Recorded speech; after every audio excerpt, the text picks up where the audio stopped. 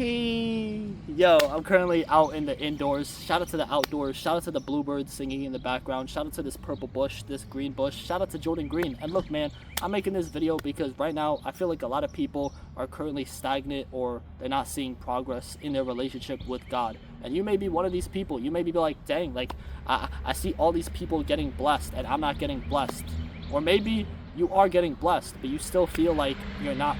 Yo, I rebuke that car. But you still may feel like that you're not really in that relationship. Like you don't really see any progress in your relationship. Well, maybe it's your mindset. Maybe you're not seeking him enough. Because you see, say for example, you have a whole wall of like dots, right? And 99 of these dots are green, but the one dot in the middle is red. Obviously, you're gonna notice the red dot at the start, right? I mean, it's just like human nature, right? And you see, this is the mindset. This is the mindset that is actually preventing you from building your relationship with God. Because right now, you're looking at the one little thing that is going wrong out of the 99 things that is going right. Like, look, right now, I'm making this video. I have a phone to record this video. I have a person watching this video. I'm literally out in nature, breathing in that fresh piranha. I have a good physique. I can see, I can hear, I can smell, I can touch, I can do all these things. These are all blessings. Not a lot of people have half of the things that I have, so you got to be grateful. So instead of seeing the one little red dot in the middle, think of it like this. Imagine there were 99 dots, 99 red dots, and there was one green dot in the middle. That is what you should be going for. That is what the mindset you should be trying to achieve. This is the mindset you should be striving for. Is to see the one little good thing out of the 99 bad things. Because this is what is actually going to get you closer to him. This is what is actually going to unlock the progress in your relationship with him. Because God gives us this mindset to be appreciative, to be grateful. So if you're getting all these like negative thoughts, these negative emotions, that is not from God.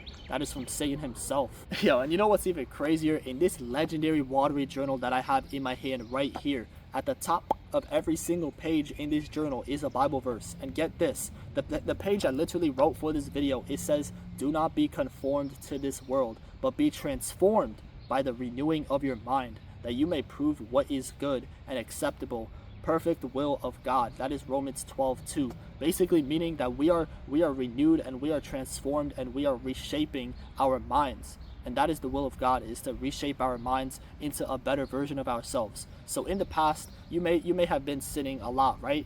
But now you're transformed. Now you're renewing yourself. You know that those stinky, lustful ways, those goofy habits that you did back then were not of the will of God. So now you are transforming, you are reshaping, you are renewing your mind into the best version of itself. I'm gonna keep it a buck. If you see everything as a negative thing, if you see everything as a bad thing in your life, you are low-key limiting yourself to your own mindset. Like low-key, if you walk out your Minecraft door and you tell yourself, dang, like I could literally die at any second, and you use this goofy mindset to limit yourself, to limit your progress, to limit the things that you could be doing in your life, you low-key are not living. You are low-key just dead, but alive. But low-key, you should use this as motivation. Like if you know you could die at any moment, at any second, this should be motivating you to do the most that you can. This should be motivating you like, dang, like I gotta make the most of this life. I gotta keep moving forward. I gotta keep surpassing my limits, like the legend himself, Asta Uzumaki. So hey, one good practice you could do to actually boost your mindset, to actually be more grateful, is literally get out a crusty sheet of paper and start writing the things you're grateful for. Like for example, I'm grateful for this viewer. I'm grateful for this YouTube channel. I'm grateful for the outside. I'm grateful for the indoors. I'm grateful for this phone. I'm grateful for this hat. I'm grateful for the air that I'm breathing. You know what I'm saying? Like you got to be grateful for the little things, because it's in the little things that matter. So if you're appreciative for the little things, imagine what the big things that are coming towards you, are actually capable of. Like low-key, like if you are actually happy with the small things, like if you're content and happy with small things, this is where like, oh, when suddenly you get something bigger, you get more blessed. Now you feel even more grateful. Because it's like, dang, you had this little amount of things in your life for so long. And suddenly, when you get blessed, when you receive more, you can actually appreciate, you can actually be grateful for the things that you are being blessed with. Thessalonians 5:18, rejoice, always pray without ceasing, Give thanks in all circumstances, for this is the will of God, Christ Jesus, for you. Basically meaning that Jesus' mindset, God's mindset, is not to look at everything as a negative thing, but everything as a good thing. Even the hard times, when we go through these hard times, we don't like it, right? Obviously, it doesn't feel good. The delayed gratification, it doesn't feel good at the moment, but it has good consequences later on. But if you're living like this soft core lifestyle right now, like low-key, everything just seems very easy at the moment. Like low-key, you're on toxic 12 hours a day. Guess what? In the future, you're gonna feel like shit, because you know that like you were doing so much instant gratificational things. You were taking the easy way out, and suddenly now it seems hard. Now it seems hard to focus. Now it seems hard to actually read the word, because your dopamine is fried. So right now, God may be chastening you. You may be in this season of the storm, but this is a good thing, because right now, like it's literally the month of May, right? And you know what they say: after April showers brings May flowers. So right now, April, it was a season of showers. Your life right now, or maybe in the past, was a season of showers, a season in the storm. But now suddenly, you're gonna get blessed. You're gonna see the flowers, but you gotta trust in Him. Like just like Jesus, when He was on the boat with His disciples, there was a great storm, right? And they all panicked. And once they started to panic, this is where they had that fear, because they didn't trust in Him. They didn't trust in Jesus. He said, "Oh, you of little faith." And He literally calmed the storm. He stopped the storm just like that.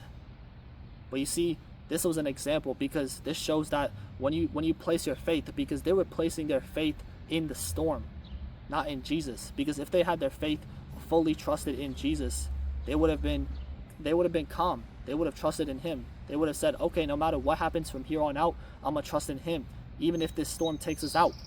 But guess what? They trusted their fear, right? They put so much faith into the storm, because they saw this storm. It was big, it was bad. Like they knew, like, okay, yeah, like I don't know if I could survive this. Like they started getting all these like secondhand thoughts, and they started to fear. But then this is where they started to disconnect from Him, from Jesus, because they had this fear, and this fear was blocking them from actually having that truth in Him, having that faith in Him. And this low-key brings me on to the next point, and that is your circumstances do not shape your future. Like you saw the disciples, they were in this storm. They low-key feared that they were gonna die, because they saw all these like howling winds and all these giant waves, right? But these circumstances are just temporary. But if you trust in Him, if you place your faith in Him during the seasons of the storm, this is where you're gonna be blessed later on, because He's gonna prepare you so the next time that you do go through these seasons of the storm, you're gonna be ready. You're gonna be stronger. You can actually withstand these storms, because now you're placing your trust in Him. You're putting your faith in Him, even in the hard times. And it says in the Bible that He chastens us, that suffering produces perseverance, and perseverance produces hope, and hope builds character. So He's built, like literally, like quite literally, God is working on your character development. Just like in an anime, right? Like you see like all these characters like Eren Uzumaki. You think that like, when he saw all these people die around him, that he would just stop himself from becoming stronger? No, my boy. Do you think Asta Uzumaki, you think like he was born into a world full of magic, without magic? Do you think that stopped him? No. He told himself, okay, I'm at a disadvantage right now. And the only way Asta was going to survive in this world is if he became stronger. Or look at David Goggins. This dude was like 300 pounds, right? And he wanted to join the Navy, Marines, or the SEALs, or I forgot exactly what it was, because it's been a little minute since I read his book. But the point is, he wanted to join like some sort of army, right? And he had only like 2 to 3 months to lose 100 pounds. So when he saw that, when he knew he had to lose 100 pounds in 2 to 3 months, do you think this prevented him from actually reaching his goal? No, my boy. This actually motivated him. He actually did lose 100 pounds within those 2 to 3 months. And the only way he was able to do that, the only way these characters were able to become stronger, is through suffering, is through that season of the storm. You got to be able to decipher the will of God's and the will of Satan's. Just know that the will of Satan is negative emotions. Like if you're feeling any type of emotion besides love, peace, joy, and all these like good emotions, then it's not from the will of God. It's not from God. Many people like to blame God for the bad things of this world, but they forget that there's an enemy. They forget that we have free will, and we get to choose and decide whether we can accept God's love or accept Satan, right? Like it's you got to pick a side. You can't serve two masters at once. And so right now, you got to pick a side, my boy. You can't be with the enemy. You can't be lukewarm with God, because if you're lukewarm with God, you're with the enemy. So you got to be all in. You got to rebuke the kingdom of darkness and embrace the kingdom of righteousness. And just know that everything happens to you. It's not to you, it's for you. So even the bad things, like even all the bad things in my life, like low key, yeah, it was not good. It didn't feel good at the moment. All these like negative things that happened in my life did not feel good, but it's reshaped me, it's renewed me, it's made me stronger, it's made me into the person I am today. So hey, I'm thankful for the good times and the bad times.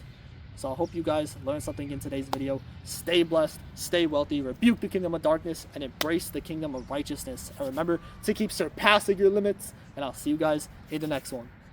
Peace.